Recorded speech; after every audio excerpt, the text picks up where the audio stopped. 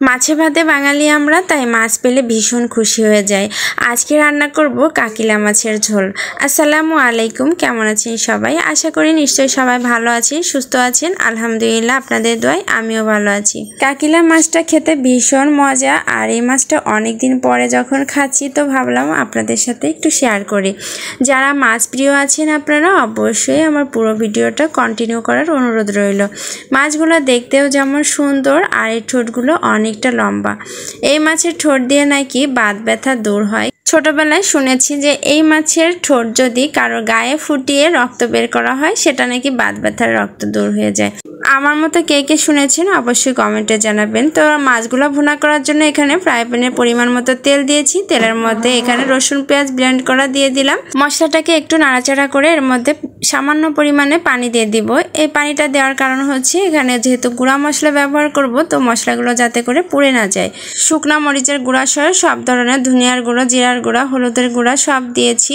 আর মরিচের গুঁড়াটা কিন্তু আমি সব তরকারিতে খাই না, এটা যেহেতু একটু ভুনা ভুনা টাইপের করব তাই দিয়ে দিলাম। এমনিতে সবসময় মাছের তরকারি রান্না করতে গেলে আমি কাঁচামরিচ দিয়েই রান্না করি, আর যেহেতু একটু ভুনা করব এজন্যই দিলাম, একটু কালারফুল লাগবে। আর এখানে কাঁচামরিচও দিয়ে দিলাম। এখন মশলাগুলোকে ভালোভাবে কষিয়ে এর মধ্যে মাছগুলোকে দিয়ে দিলাম, আর আলতো করে একটু নেড়ে দিব। এই মাছটা একেবারে নরম দেখলাম রান্না করতে গিয়ে, তাই এটাকে বেশি নাড়াচাড়া না করে হালকা করে মশলার সাথে মিলিয়ে দিলাম। আর এই মাছে যেহেতু আমি ছিম দিয়ে রান্না করব এজন্য এর উপরে হালকা করে এই যে ছিমগুলাও দিয়ে দিলাম। আর শুধু ছিম নয়, আমার হাজবেন্ডের প্রিয় কিছু আলুও দিয়ে দিলাম, সে বলেছিল তাই। আর সামান্য পরিমাণে পানি দিলাম, এটাই ঝোলের পানি। মাছটা রান্না করার সময় বারবার ভাবতেছিলাম যদি টমেটো দিয়ে এই মাছ ভুনা হতো, আর যদি লাস্টে একটু ধনিয়ার পাতা দেওয়া হতো তাহলে মনে হয় আরও বেশি মজা হতো। যাই হোক, মাছটাকে এই যে আমি একটু তরকারির সাথে মিলিয়ে দিয়ে ঢাকনা দিয়ে ঢেকে দিলাম। ঢাকনাটা কিছুক্ষণ পরে খুলে দেখলাম বেশ টকবক করে জাল হচ্ছে আর রান্না হচ্ছে। যাই হোক, এটাকে আর বেশি নাড়াচাড়া করিনি, একটু ঘুরিয়ে দিয়েছি। দেন পরবর্তীতে যখন আমি নাড়বো তখন আর নাড়া না দিয়ে এটা শুধু প্যানটাকে দিয়ে ঘুরিয়ে দিলাম। এতে করে মাছগুলো বেশ আস্তই ছিল, একটাও ভাঙে নাই। তো এই তো আমার রান্নাটা হয়ে গেল।